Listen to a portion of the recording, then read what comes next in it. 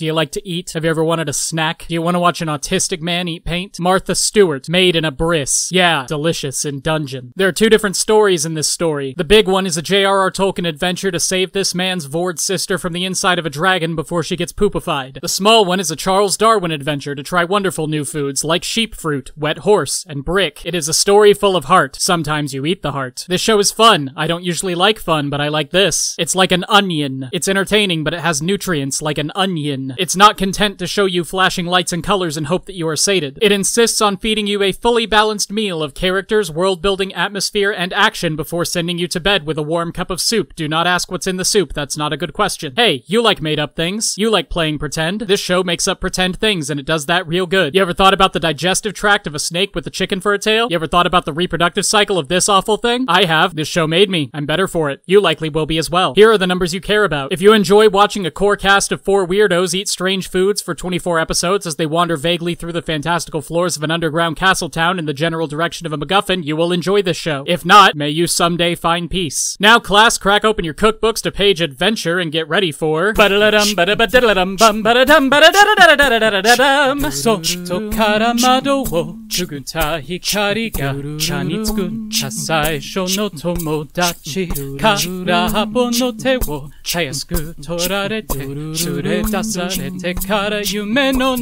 This man and his friends went deep underground for fortune and fame. There was a dragon there. They tried to kill it. It's a dragon. The quick-thinking mage was able to teleport the warrior, the picklock, the Japanese man, the barbarian, and the slow-thinking mage back to the surface before they got et. She herself got et. Now, this man is on a quest to get back to the bottom of the dungeon, rescue his sister from the worm's digestive juices, and then get back to doing the exact same thing, I guess. There's a problem. Dungeon needs money. Can't dungeon without money. Dragon has the money. We won't dungeon without money, says barbarian and Japanese man. They leave. Now, devoid of currency, barbarism, and Japanese men, our hero must find a way to delve back into the bowels of the earth to retrieve his sister from the bowels of the dragon. We'll go with you, says slow-thinking mage and picklock. No, says man. But what if yes, says them, and off they go. There's a problem. No food. Need food to dungeon. We eat monsters, says man. Dear God, no, says slow-thinking mage, her tongue retreating into her throat. But what if yes, says dwarf. There's a dwarf now. He lives down here. He's a hermit and a freak, and he's our friend. Meet the gang. Sexy, chipmunk, louse, and girl. Together they will explore the perils of the dungeon, doing everything they can to save their swallowed companion before it's too late. The plot of this show is not what you come here for. It's fine, it does its job, but it is fairly weak compared to other shows of its kind. Delicious in Dungeon largely follows a monster of the week structure, with most of the appeal coming from discovering what supernatural threat our heroes will be eating today. The monsters are typically fresh takes on heavily researched staples of European folklore and modern Western fantasy, along with a couple of interesting new critters just to keep the mind tickled. The monsters and the monster fights are both beautifully put on display here, with each encounter featuring some combination of engaging battle tactics, deduction about a thing's weaknesses or the nature of its powers, and personally meaningful story beats and character growth expressed through violence. The two overarching plots are a MacGuffin search, with the MacGuffin being a hopefully living person, and a political power struggle between a bunch of elves and this deflating bag of anti-charismatic pack mule farts who runs the island where the dungeon is. While both of these plots are perfectly serviceable and give the series a sense of scope and purpose, neither of them is particularly original or gripping in a vacuum, and I doubt they would be enough to maintain a viewer's attention if that viewer isn't already interested in the characters and the world building. Luckily, the characters and the world building are where Delicious in Dungeon shines, and we will get to them right after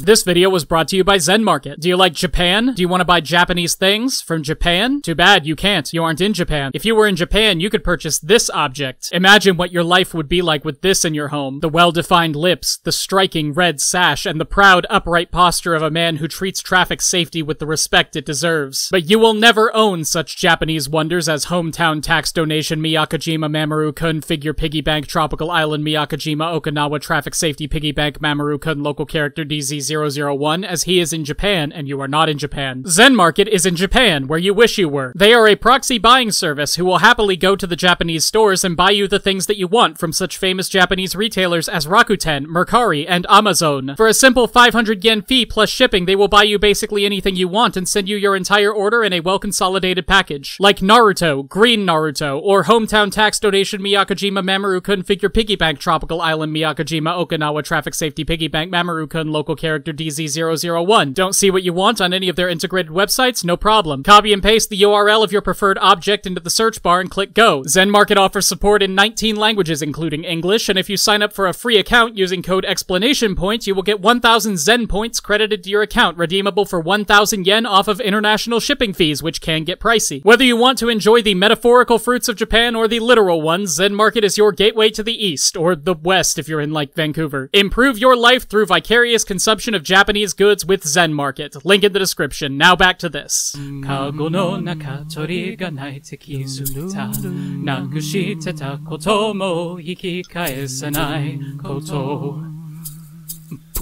There are lots of dungeon crawlers out there, and even more cooking shows, and the reason you would choose this one over the others is because of the top-tier group of weirdos and social outcasts that it has assembled to march into hell, each of whom has character and substance beyond just being weird and zany for the sake of it. In a show like this, it is easy to take a group of adventurers and assign them each a quirk that you think would be fun for the audience to watch. Sometimes that works out, but usually it results in a group of unfunny, tropish non-characters who are each defined by their special trait. The strange dude, the high-strung little man, the guy who's way too into things, the girl. What series don't usually take into account is the fact that these character traits have to come from somewhere, and that's where Delicious in Dungeon excels. Yes, every member of Laios' party has their own strong personality traits, but each of them arises naturally from the character's backstory instead of being imposed on them by a checklist of things that authors think their characters need to have to sell volumes of manga. So let's cut these losers open and see what makes them special, starting with this guy. You know dogs? Like the way that dogs are? That's him. His name is Laios, and he is trying to get his dead sister out of a dragon. Loyal, straightforward, and hardworking, Laios acts as the leader of this group of dorks, carrying them deep into the dungeon to continue their quest. Remember way back at the beginning of this video when I said, do you want to watch an autistic man eat paint? And half of you started typing angry comments about my disparaging and insensitive use of the word autistic as an insult? That was not an insult. This is literally an autistic man, and he literally eats paint. The only reason that word isn't used is because it presumably does not exist in this universe. In fact, Laios' autism is probably the most interesting character choice that this show makes, and I have a long list of good ones to choose from. His personality quirks are an integral part of this party's dynamic and of his backstory. They aren't just played for jokes or treated as something that the other characters have to roll their eyes at. Case in point, this guy gets into a fist fight with someone that he thought was a legitimate friend when the guy was actually just politely enduring his social awkwardness and hoping he would get the hint, which of course he doesn't. And when the guy finally stops being able to deal with it and has to yell at him to just be normal and stop acting like they're friends, fist, Laios yells back that he thought they were friends,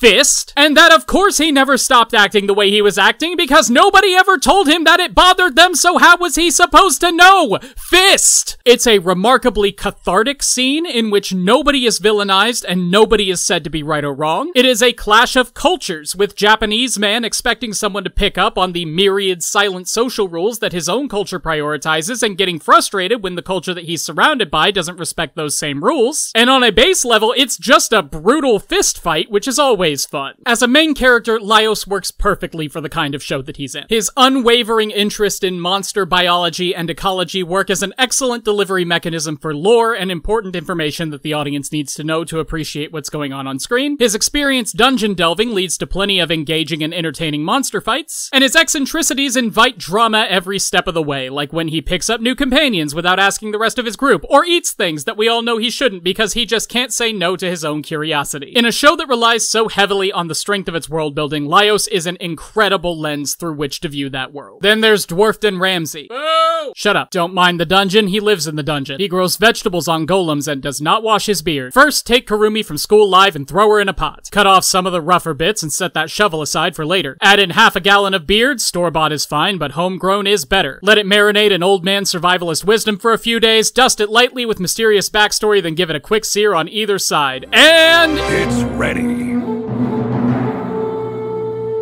Like a medieval doomsday prepper, Senshi has chosen to live his life away from society, down in the depths of the dungeon where he can live off the work of his two hands, completely legally and with absolutely no help from the local evil orc population. For spoilery backstory reasons, Senshi has developed a respect for ecology and proper nutrition that gives this series its heart, allowing him to cook beautifully detailed and delicious-looking meals while teaching his companions and the viewer about the importance of crop rotation, controlled hunting, and population management. He fills the wise mentor role while while still throwing childlike fits at the idea of using magic and doing things the easy way, which adds depth of character and a good point of contrast to the university-educated, soft-handed Marcel. Marcel and Chilchuck are not particularly important to the story in the first season, especially so if I'm trying to keep this review spoiler light, so I will not go into excessive detail about them here. Suffice it to say that they add necessary character to the group, with Marcel's theoretical knowledge of the way dungeons are supposed to work meshing and clashing brilliantly with Senshi's practical wisdom, and Chilchuck's high-strung, very serious attitude toward delving into the unknown, providing a great reminder of the dangers of what this group is doing, especially when Laios would have them charge heedlessly into darkness at the slightest indication that something cool might be lurking in the shadows to eat them. However, there is one member of the party who does grate on a viewer after a moment. This is Catgirl, and that should be enough to make you groan already. She joins the party about 75% into the first season, and seems to get no joy out of life unless she is being difficult and rude. She's a picky eater, which is a fun detail, but the bit gets old very quickly when you remember that this group is 700 miles underground and she is turning up her nose at fish dumplings. I want nothing more than to grab this woman by the ears and shake her until she realizes that she is in a position where she could very easily starve to death and is still being served food that would not be out of place in a middle-grade restaurant. Ooh, you frustrate me. Izutsumi will almost certainly get better over time. Character growth is one of the biggest strengths of Delicious in Dungeon. The harsh circumstances that our heroes find themselves in wind up changing them both for the good and the bad. And their hardships make them grow closer as friends in slow, subtle, and natural ways. However, this huge emphasis on character growth is also what caused me to drop the series 2 episodes in before I had to go back to it because my patrons voted for me to make this video. The characters in Delicious in Dungeon are delightful, but they do not start out that way. In an effort to give the party room to grow, the show makes sure to start out by putting their flaws and problems right up front for the viewer to see. This is a good instinct, but it is also remarkably unfun to watch and made me not want to have these people on my television screen anymore. Marcel in particular was horrendously annoying, suffering from the same general problems as Izutsumi, just in a more prissy and disgusted, stereotypically feminine way, which could have been a funny counterpoint to the enthusiasm coming from Laios and Senshi, but it was just taken way too far and went on way too long. There are only so many times you can see someone yell, "No! You will not make me eat a monster! No, no, no! Wait, it's really good! No! You will not make me eat that kind of weird-looking fruit! Oh, it's really good! No! I absolutely refuse to eat just a normal chicken that happens to be really big! Oh, it's good!" Like, for God's sake. A little disgust is fine, normal, but you are in a dungeon on a very urgent mission without time or money to get quote-unquote proper food. Stop acting like you are on Fear Factor, or that you're around Joe Rogan for any other reason, and have some practicality, especially after, like, the 5th time your eccentric dwarven chef has managed to whip you up something delicious after you made such a fuss. And that dwarven chef also is not without sin. The way he acts toward Chilchuck in episode 2 is just unforgivable. Chilchuck makes it very clear that there are traps around, and that the slightest misstep could literally kill people, but Senshi, quote,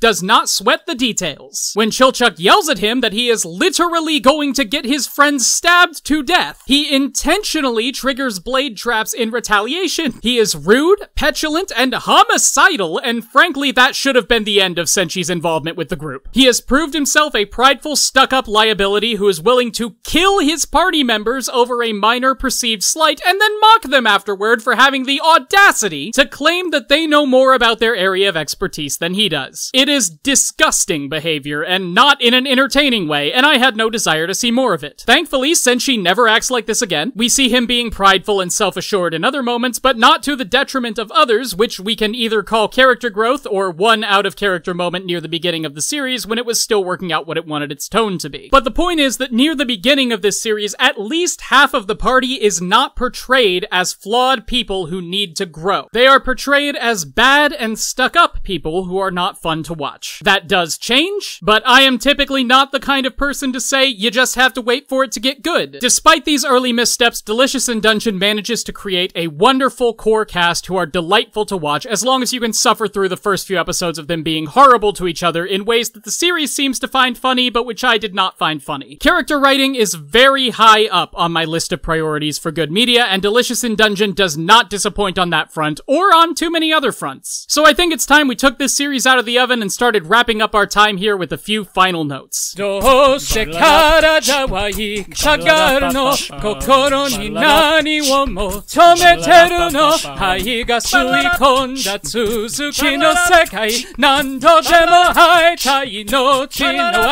Delicious in Dungeon is not not a groundbreaking series. Despite its fresh take on classic adventure tropes, it does not try to do anything particularly new. But that isn't a bad thing. Classic media is classic for a reason. The tropes of Western fantasy are beloved by nerds all across the globe and have become a solid foundation for a worldwide cultural mythos. And a series doesn't need to subvert or expand on those tropes to be worthwhile. What Delicious in Dungeon does is take the Western fantasy that we all love and elevate it to high art. It is a cheeseburger at a Michelin star restaurant.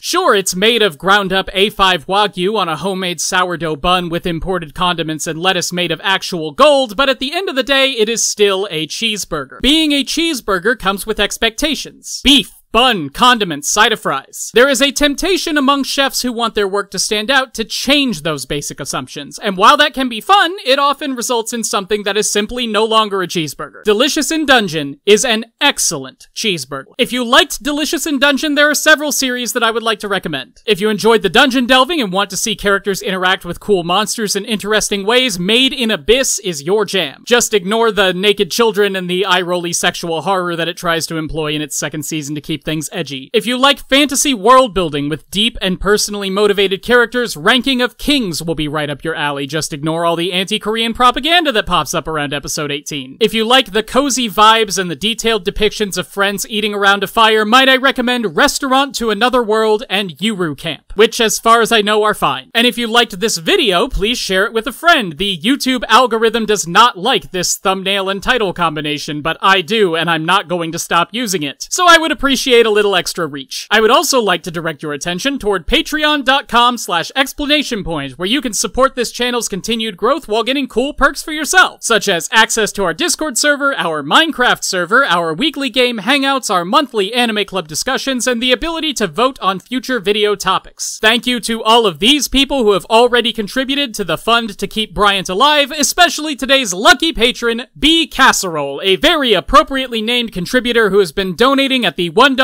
tier for almost exactly 1 year. Thank you so much for your support. May your casseroles be. There will be no vote for the next video, since it is going to be an analytic deep dive into the female-driven storytelling of The Apothecary Diaries, but after that, we are going to start voting for reviews of anime whose first seasons finished in the Spring 24 season. The 4 contenders will be Kaiju number 8, Windbreaker. I was reincarnated as the 7th prince so I can take my time perfecting my magical ability, and chillin' in another world with level 2 super cheat powers. That was not exactly a stacked season. So if you want to tip those scales in any particular direction, feel free to go to patreon.com/explanationpoint, where all patrons of all tiers get 1 vote on the topic of my next video. If you don't care, then you lose your right to complain when this boy graces your computer screen. Ah, democracy. Delicious in Dungeon. Hey!